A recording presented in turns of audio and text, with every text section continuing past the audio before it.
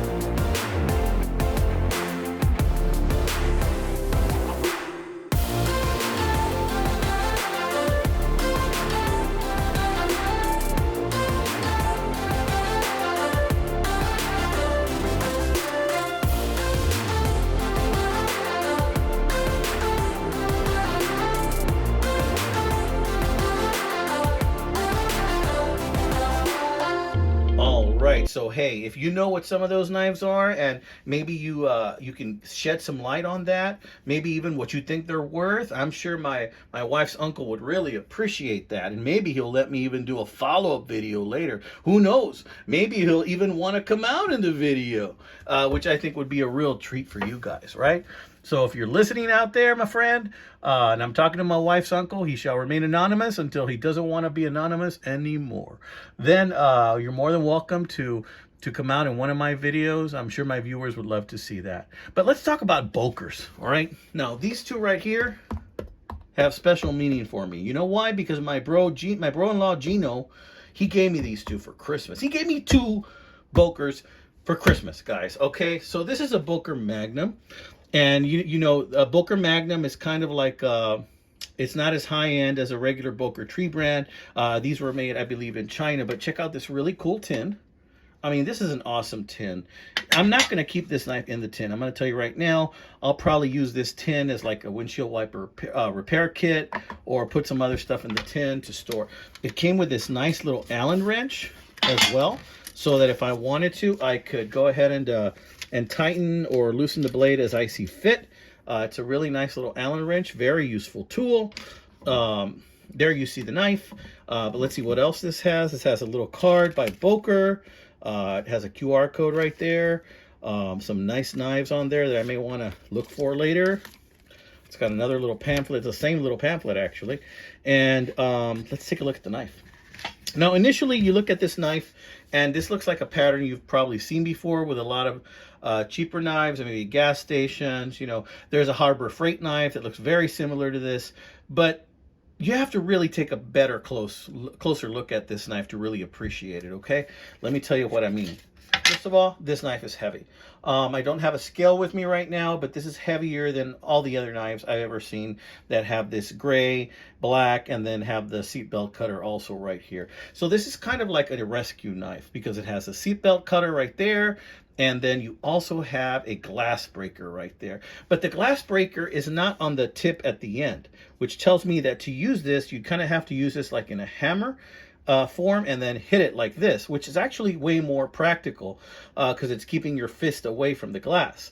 If it was on the bottom, you'd kind of have to use it like this and hit it this way, and if you overdo it, you might hit your bottom of your fist on the glass. So I kind of like this hammer one a lot better like that. Very nice. It's got a hole there for me to put a lanyard if I want to. And check this out. It's got dual thumb studs right there. Dual thumb studs. Let's open her up. Boom, very smooth. Now here you can see it is a tanto, and it's got like a camo type of design, and it is a beautiful tanto. There you see it's made with 440A steel, and it is sharp, amigos. I mean, this thing will shave some hair. I don't know if I have some hair to shave, but this thing is sharp. There's like a little hair right there. See, this thing is sharp. It is a good looking knife. It is a liner lock. Looks like it's got a pretty sturdy belt clip. This is one that I will likely carry with me on trips only because of the emergency factor to it. I want to thank my bro-in-law Gino a lot for this knife. We're going to leave that open right there. And then we're going to go over to a knife that he did not give me, but a knife I gifted myself. I'm going to move this nice box out of the way, which I really like. We're going to put that over here. Check this out, okay? This right here is a rescue knife as well.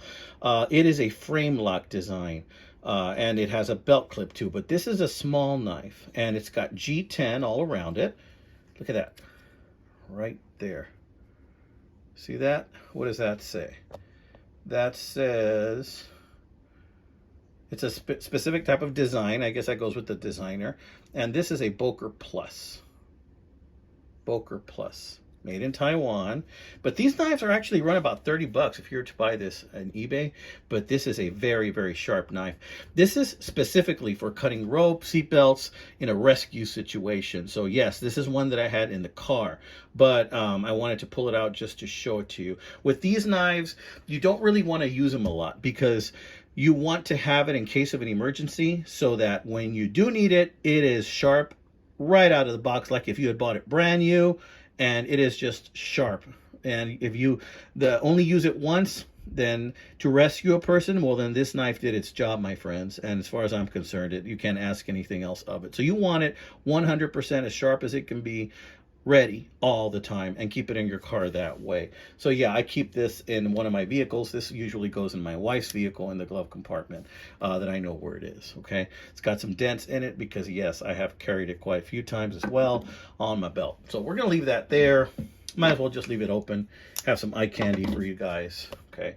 I usually do these shows on my sink on a cutting board for you guys to see. Now, let me show you the other one that my bro-in-law gave me for Christmas, and thank you, Gino. This is a regular Boker tree brand, and I've been holding on to this for a while, since last Christmas. I've carried it already once because, I mean, come on, it's a Stockman. It's a Stockman with black bone, I believe, handle, and it's a Boker. Check it out. It's got some girth to it, guys. Brass liners. Look at the lines. It's like the tolerances are so nice on that. There you got the tree brand emblem right there. Just a gorgeous looking knife. Thank you, Gino, so much for that. Check this out. It's the main blade.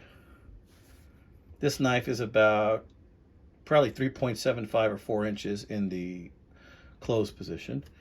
There you see tree brand. Like, it doesn't get much better than this with Boker, okay?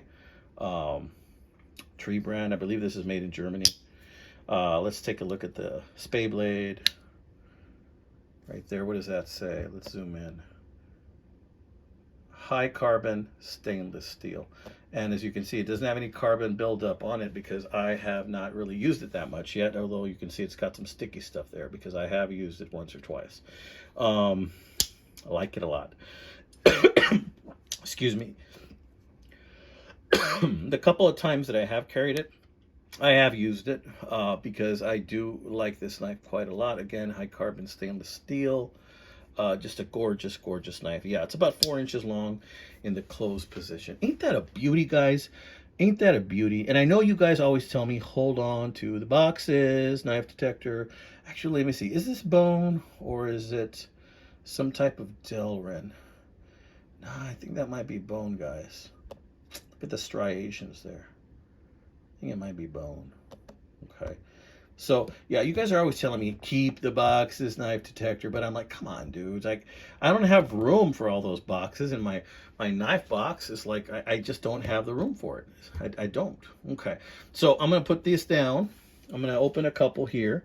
And I'm going to show you the last knife I'm going to show you today. That last knife is another kind of Boker. I'm going to put this down here for you. I don't know if you can still see it or not. Yeah. And this is a Boker Tech tool. Look at the beautiful G10 on this Boker Tech tool, guys.